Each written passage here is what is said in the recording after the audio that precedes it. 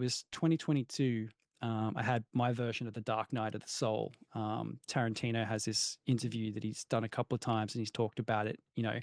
And one of the core takeaways, from him at the time was like, um, like I'm like, okay, if Tarantino can feel lost, at some point, and then he can turn it around and go and do all the things that he did, it got me wondering, like, like what if it, all the wisdom, all the things that people tell you you're supposed to do, like, Nike, just do it. It's become a meme. It's so trite. It's almost like watered it down.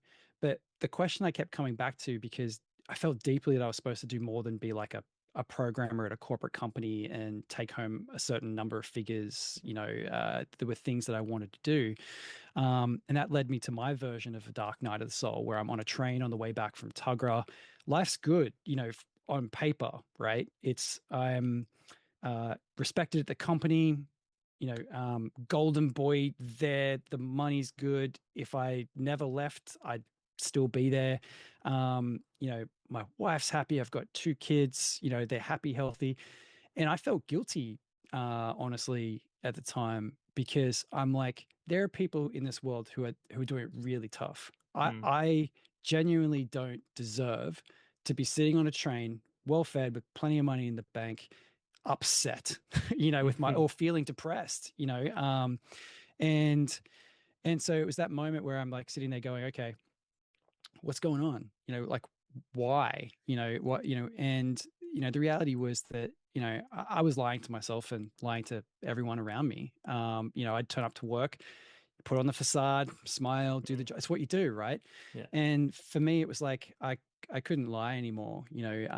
I'd abandoned my first attempt in 2019 pretty quickly. 6 months, I went part-time at the job I had at the time to try and do it, and I just did nothing, completely stalled. And in it had this moment, and then in late 2022, early 2023, I sat my wife down and was like, look, I know I don't really deserve to sort of say this, but I'm not happy. I want to go a different way. When I look at my kids, I want to be able to tell them and mean it, that they should spend their time doing the things that they want to do with the people they want to do it with, and that they should follow their passions, they should follow their dreams. And that can be that might lead them to some places that are uncomfortable, hardship, all those sorts of things. Like, I've got Bukowski's "Go All the Way" quote on my speaker just over here, and it's like, so it's hard, but I think a life pursuing meaning is the sort of thing that you want to share with your kids. And I was like, I can't be full of shit, to my kids, and so I was like, here's what I'm going to do.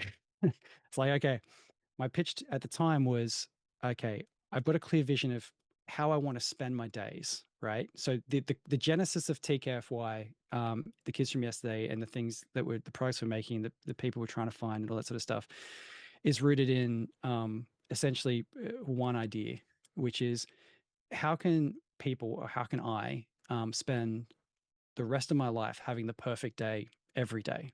And the challenge I had at the time was, I was spending 8 to 10 hours a day lying to myself and other people about where I was spending my time and my labor, all because I was too scared to try something else, to just go a different direction.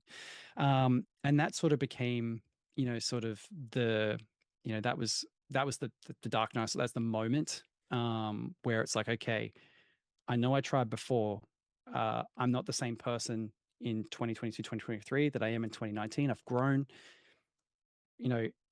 I've got to do this, not just for myself, but to stop making excuses. Because I was at PAX in 2023, and I was sitting next to a friend's good mate, and he's like, "Oh man, I'd love to do what you're doing." And I just started at the tail end of 2023. I had runway for 9 months, and so there was I was there trying to understand what to do.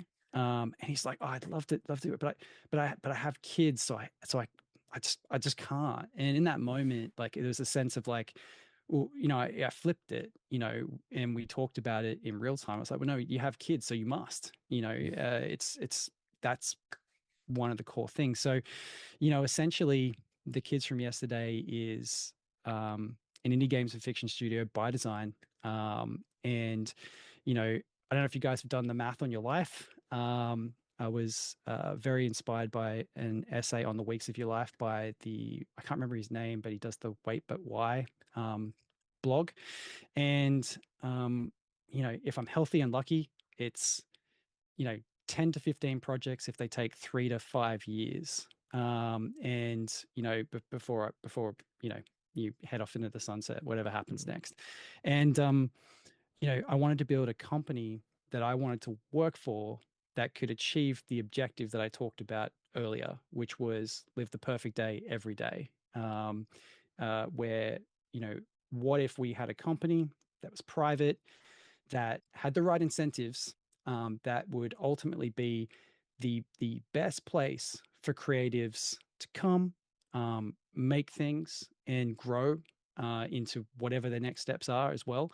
How can we create like a benevolent studio that might do that? I'm like, well, how am I going to get anyone to follow me when this is 2023. Like these are the things I'm thinking about. And I'm like, okay, I'm I think I'm an okay writer. One of the challenges, and you guys would know this, being creators of anything is, you worry a lot about what people think. And, the best advice that I've read about it says it's not up to us to decide. The Beatles didn't do it. They just wrote lots of songs and the audience kind of decided, and so, the vibe was, I don't necessarily think I'm going to be the world's best writer, and maybe there'll be people who love what I write, and what I make. I might not be the world's best game developer. I don't know.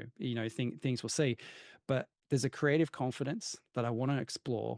And if I go first, maybe I'll find more people who want to join this thing. And if I want to serve, genuinely serve like our customers, readers, players, on the way, if we start with that intent, if I just keep going, maybe we'll get there, and so that's a long-winded sort of way of saying, we just want to make games and fiction forever.